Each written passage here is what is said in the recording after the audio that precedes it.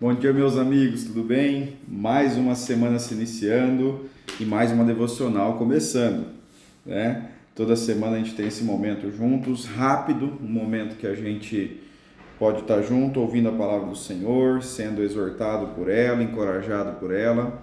E hoje não é um dia diferente, né? Essa semana aqui em Londrina começou um pouquinho mais fresco, fez 16 graus no comecinho da semana, na segunda-feira. E graças a Deus, né? Tava bem quente. Eu não sei como é que tava aí onde você está, mas graças a Deus a gente tem um tempo mais ameno essa semana. E como de costume, eu quero começar orando com você para que nós possamos começar o nosso devocional hoje. Não vou me estender muito, acredito, mas ainda quero no livro de Provérbios, a gente progredindo aí nos versículos, falar um pouquinho sobre prisões e sobre as cordas do pecado, tá bom? Quero orar com você para que a gente possa começar esse momento. Então, se você puder, feche seus olhos, se não, como de costume, esteja atento a essa oração para que a gente possa começar. Senhor, muito obrigado por essa semana, Senhor. Muito obrigado porque nós sabemos que o Senhor não nos abandona, que o Senhor nos cuida. Nós sabemos, Senhor, que o Senhor está conosco, Senhor, em todas as situações da nossa vida. Senhor, eu peço sobre a vida do meu irmão que está ouvindo, da minha irmã que está ouvindo. Eu peço, Senhor, sobre a vida de cada um, Senhor.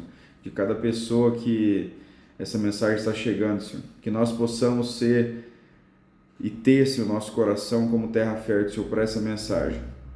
Que o Senhor encontre em nós, Senhor, uma resposta, Senhor, às palavras que o Senhor tem dito. Eu peço que o Senhor vá de encontro, Senhor, às necessidades. Eu sei que essa pessoa talvez nesse momento esteja pensando, Senhor, sobre algumas coisas, sobre coisas que ela precisa resolver, fazer, sobre situações difíceis da vida dela, Senhor. Que o Senhor possa cuidar de todas as coisas, trazer tranquilidade, que ela possa saber que o Senhor cuida de todas as coisas, possa saber que o Senhor não dorme, que o Senhor é alguém que está atento, Senhor, com os ouvidos atentos. Eu peço, Senhor, sobre todas as coisas, que o Senhor cuide de nós, em nome de Jesus. Amém. Gente, esse friozinho já dá até uma preguiça. Essa semana, gente, continuando, a gente falou sobre Provérbios na semana passada, o capítulo 4, e essa semana eu quero ler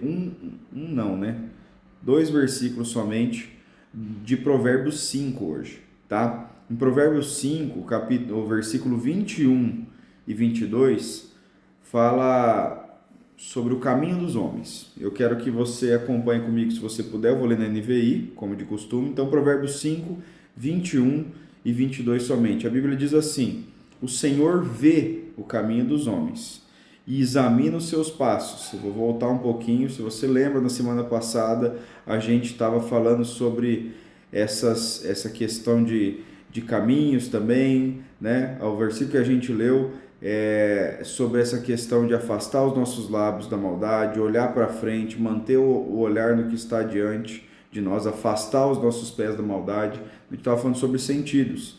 E aqui nós vamos falar de novo sobre sentidos. Então, capítulo 5 de Provérbios 21 e 22 diz assim: o Senhor vê o caminho dos homens, do homem, e examina todos os seus passos. As maldades do ímpio o prendem, e ele se torna prisioneiro das cordas do seu pecado. O Senhor vê o caminho dos homens e examina os seus passos. A maldade do ímpio, as maldades do ímpio o prendem, e ele se torna prisioneiro das cordas do seu pecado. Gente, hoje eu quero falar não só sobre essa questão do Senhor ver os nossos caminhos, do Senhor examinar os nossos passos, mas também sobre as maldades. Aqui a Bíblia diz que as maldades do ímpio o prendem e ele se torna prisioneiro das cordas do seu pecado. Eu não sei, muitas vezes se você for ler Provérbios, eu já comentei isso com vocês, a gente vai ter vários capítulos falando sobre a diferença do ímpio e do justo. E ele vai fazendo essas comparações. Ele fala: o ímpio age assim, o justo age de tal forma. O ímpio olha assim, o justo olha de tal forma. E ele vai diferenciando. Eu lembro, a primeira vez que eu li, eu falava assim: nossa, eu estou agindo como justo. Depois eu li um versículo posterior e falava assim: meu Deus do céu, talvez nessa situação eu esteja agindo como ímpio. um injusto, né? Depende da versão que você vai ler. E muitas vezes nós conhecemos o Senhor, a gente vive uma vida com o Senhor, a gente vive uma vida em comunhão, a gente participa da igreja, etc e tal, mas algumas coisas prendem a gente. Existem algumas coisas que elas persistem na minha e na sua vida.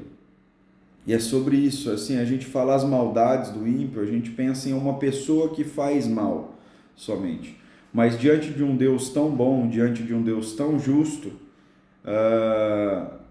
você concorda comigo que a injustiça é maldade?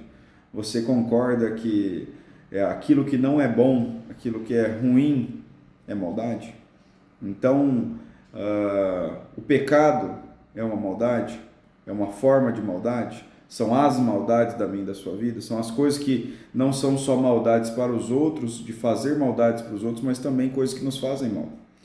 Então, maldade, essas maldades são coisas pessoais, são coisas que fazemos para os outros muitas vezes, forma como agimos com outras pessoas e também formas como nós agimos com nós mesmos. Então, a Bíblia vai falar sobre essa maldade, as maldades do ímpio o prendem. E aqui eu não quero falar sobre o ímpio como se o ímpio fosse uma pessoa, tipo assim, o ímpio não sou eu que estou ouvindo essa mensagem, o ímpio não é o Lucas, o ímpio é alguém, é uma outra pessoa, uma outra pessoa que eu não gosto talvez, mas eu quero falar sobre essa questão de ser ímpio em algumas coisas, como eu disse antes. Ser ímpio em algumas ações, ser injusto em algumas ações, não ser correto em algumas ações interpessoais e também pessoais. E essas ações muitas vezes elas prendem a gente por muitos anos, por muito tempo, por uma vida. É a minha forma de agir assim, a forma que eu falo é assim, eu aprendi assim. Mas queridos, você tem que concordar comigo que o padrão de conduta que eu e você devemos ter é a palavra de Deus. O padrão de vivência que eu e você devemos ter é a palavra de Deus. O padrão de comunicação com as pessoas que nós devemos ter é a palavra de Deus. Então que nós comecemos a entender que não é porque eu aprendi assim, não é porque falaram assim comigo, fizeram assim comigo, que eu vou continuar agindo de tal forma. Então, muitas vezes a gente é preso em contextos culturais, em marcas e sofrimentos que nós passamos e nós achamos que nós podemos reproduzir isso com a desculpa de que foi isso que aconteceu com a gente. Mas eu sei, e assim, eu sempre digo isso, eu quero que você entenda, não quero menosprezar a sua dor, não quero menosprezar aquilo que você passou. Eu sei que você tem marcas, você tem feridas, algumas já cicatrizaram, mas eu sei que algumas doem em você. Eu também tenho.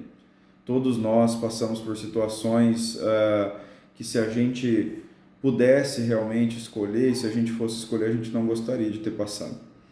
Mas essas situações, elas não são uma desculpa, elas não são, como que eu posso dizer essa palavra? Uma permissão para que eu e você sejamos maldosos com as outras pessoas, nós ajamos, né, de forma injusta com as outras pessoas e nem conosco, para que a gente continue num ciclo de repetição do erro, um ciclo de repetição do pecado, um ciclo de repetição de injustiças, de maldades pessoais conosco, né? Muita gente ouviu tanta coisa do pai e da mãe que ela se diminui em tudo que ela faz. Então, nós não temos essa autorização de viver dessa forma por conta da forma como a gente foi chamado, foi cuidado ou não foi cuidado, pela forma como a gente foi abandonado muitas vezes. Nós temos que aprender a quebrar alguns ciclos da nossa vida, nós temos que aprender a mudar algumas coisas na minha e na sua vida para que a gente possa realmente não ter maldades que nos prendem. Ele continua falando, ele se torna prisioneiro das cordas do seu pecado. Isso aqui já é um assunto subsequente. Quantas vezes os pecados, eles realmente têm cordas e eles nos tornam prisioneiros? O Senhor olha os nossos caminhos, o Senhor examina os meus e os seus passos, e aquilo que Ele vê em mim e em você, às vezes são cordas do pecado nos amarrando. nos limitando em muitas situações. A gente falou sobre coisas aqui um pouquinho antes, sobre coisas que podem acontecer comigo e com você, sobre coisas que eu e você estamos sujeitos, sobre situações que nós passamos e nós não tivemos o controle, mas muitas vezes algumas dessas situações que nos prendem, algumas dessas situações que não fazem com que a gente vá em frente, elas na verdade são essas cordas do pecado que estão amarradas em nós, que muitas vezes nós escolhemos amarrar. Uma vez eu fiz uma ministração que chamava Polindo as Suas Algemas. A gente muitas vezes está amarrado, algemado pelo pecado. E a gente pega aquelas algemas feias, descascadas, sei lá, meio enferrujadas. Em vez da gente tentar tirar aquilo lá, não querer mais andar com duas algemas, o que a gente faz é o quê? A gente pule ela para que ela fique mais bonita e para que se alguém fale assim, meu Deus, você está algemado, e você diga para a pessoa assim, não, mas olha como a algema que eu uso é bonita. Olha como a algema que eu uso é brilhante. Olha como a algema que eu uso tem detalhes e tem, sei lá, um pingente, sei lá, alguma coisa assim. Olha, ela é dourada, a algema que eu uso. Ela não é uma algema normal, é uma algema dourada. Então, muitas vezes, na minha e na sua vida, a gente começa a tratar, a gente acha que a gente não vai se livrar de algumas coisas, não que a gente vá por nós mesmos, a gente vai pelo Senhor, mas a gente age de forma como se isso vai fazer parte da nossa vida para sempre. Então, eu vou mudar o nome disso, eu não vou chamar ela mais de algema, eu vou chamar ela de acessório. Eu não vou chamar ela mais... Eu sei que talvez ela seja uma algema e alguém vai chamar de algema, mas eu vou falar, você não tem uma algema que eu tenho. Minha algema é sofisticada. A minha algema ela é diferenciada. Então, muitas vezes, o que nós temos amarrados em nós, essas cordas do pecado, a gente começa a usar elas como desculpa também para não mudar. E eu não sei qual é a sua vida, eu não sei aquilo que você vive ou deixa de viver, eu não sei como você age ou deixa de agir, mas eu gostaria que você pensasse nesse momento e observasse como você tem vivido, aquilo que você tem feito e deixado de fazer, aquilo que você tem falado e deixado de falar, para que você olhe se talvez você não esteja usando algemas douradas, para que você olhe se talvez você não esteja, vamos dizer assim, não gostando, mas se acostumando com uma situação amarrada que você não deveria se acostumar. Você não está se tornando prisioneiro e talvez fingindo que está tudo bem ser prisioneiro. Eu quero que você pense sobre a sua vida. A gente não tem mais tempo, eu já vou encerrar, mas que você pense sobre a sua vida. Se você tem vivido uma vida de prisão e talvez tem fingido que não, mas uma prisão é uma prisão, mesmo que você não chame ela de prisão. Uma prisão é uma prisão, mesmo que você chame ela de casa. Um pecado é um pecado, mesmo que você chame ele de minha forma de agir. Pecado é pecado, mesmo que você chame ele de problema. Pecado é pecado, mesmo que você chame ele de a minha mãe fazia assim, eu também faço assim. Então, que você possa observar sobre a sua vida, se você não tem vivido algemado e talvez esteja disfarçando com algemas douradas. Tá bom? Sei que é uma palavra um pouquinho difícil, mas eu espero que seja uma palavra que você possa observar essa semana.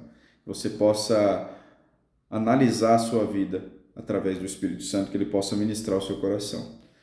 E lembrando, né, na semana que vem a gente está junto novamente.